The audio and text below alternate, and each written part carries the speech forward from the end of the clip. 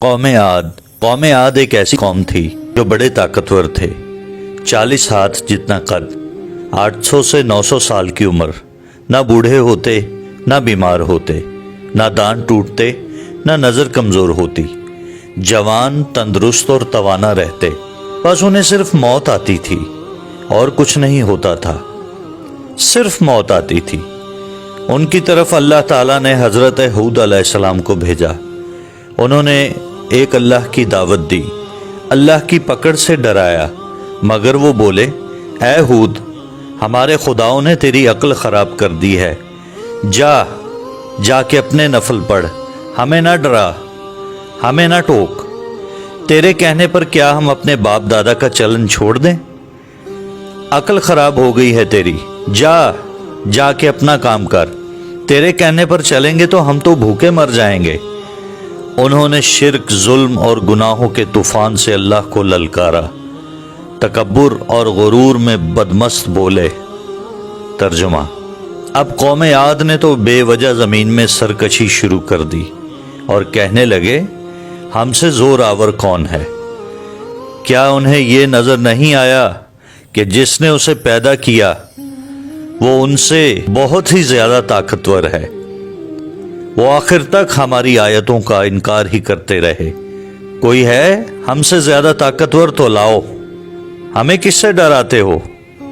اللہ نے قحط بھیجا، بھوک لگی، سارا غلہ کھا گئے، مال مویشی کھا گئے، حرام پر آ گئے، چوہے بلی کتے کھا گئے، سانپ کھا گئے، درخت گرا کر اس کے پتے کھا گئے، بھوک نہ مٹی، نہ بارش ہوئی، نہ قطرہ گرا، نہ غلہ اگا۔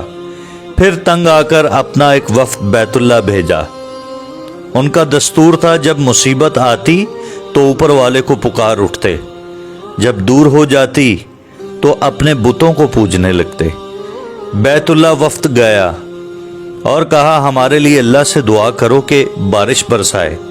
اللہ نے 3 بادل پیش کیے، کالا، سفید، سرخ۔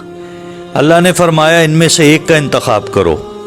انہوں نے آپس میں مشورہ کیا کہ سرخ میں تو ہوا ہوتی ہے، سفید خالی ہوتا ہے، کالے میں پانی ہوتا ہے، کالا مانگو۔ اللہ تعالیٰ نے کہا، واپس پہنچو، بادل بھیجتا ہوں۔ وہ خوشی خوشی واپس آئے۔ سب لوگ ایک میدان میں جمع ہوئے، بادل آیا، وہ ناچنے لگے کہ اب بارش ہوگی، قحط مٹے گا، کھانے کو ملے گا۔ کیا پتا تھا کہ وہ بارش نہیں بلکہ اللہ کا عذاب ہے، جو تم ہود سے کہتے تھے کہ لے آ، جس سے ہم کو ڈراتا ہے۔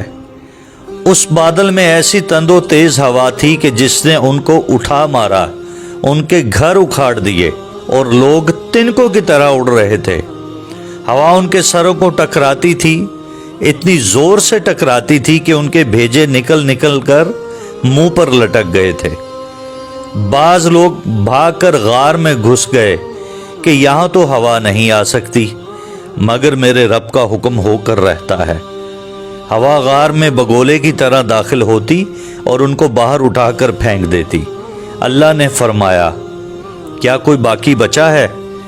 اللہ تعالیٰ نے ان کو ہلاک کر کے دکھایا کہ جب تم اللہ کی اور اس کے رسول کی نافرمانی کرتے ہو، اللہ تم پر ایسی جگہ سے عذاب بھیجے گا جہاں سے تم گمان بھی نہیں کر سکتے۔ جو گناہ قوم عاد نے کیا وہ ہم نہیں کر رہے؟ کیا ہم اللہ کی حدوں کو پار نہیں کر گئے؟ کیا ہم نے اللہ کو اپنی نافرمانی سے نہیں للکارا ہوا؟ آئیے توبہ کریں، اللہ سے ڈریں اور قرآن پر عمل کریں۔ جن گناہوں کو ہم معمولی سمجھتے ہیں، اللہ نے ان گناہوں پر پوری قومیں زمین بوس کر دی ہیں۔ اللہ تعالی ہمیں توبہ کرنے کی توفیق عطا فرمائے اور اپنے رستے کا مسافر بنائے۔ آمین۔